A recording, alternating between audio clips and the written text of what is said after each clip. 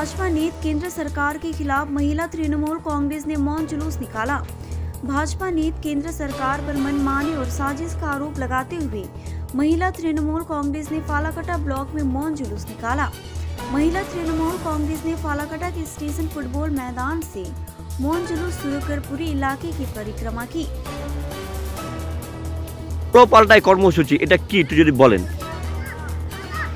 চলো পাল্টাই কর্মসূচি আমাদের সমগ্র দেশে যে স্বেচ্ছাচারিতা স্বৈরাচারিতা চলছে সেই স্বেচ্ছাচারিতা স্বৈরাচারিতাকে পাল্টানোর জন্য আমরা ফালাকাটা টাউন ব্লক তৃণমূল মহিলা কংগ্রেসের সকলে একত্রিত হয়েছি এই স্বৈরাচারিতা বা এই বিদ্বেষজনক মনোভাবকে পাল্টে দিতে।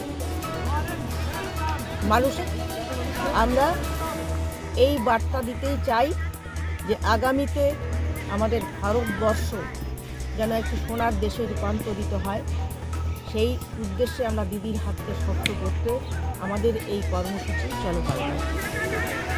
হ্যাঁ, কর্মসূচিটা আমাদের রাজ্য সভানেত্রী শ্রীমতী চন্দ্রিমা ভট্টাচার্যের নির্দেশেই আমরা এই কর্মসূচিটা করছি যে আমাদের ভারতবর্ষের যে অপশক্তিটা আছে সেই অপশক্তিটাকে পাল্টে দিয়ে আমরা এক শুভ শক্তির আগমন ঘটাবো, যার দ্বারা আমাদের সমগ্র ভারতবর্ষের চিত্রটা পাল্টে যাবে।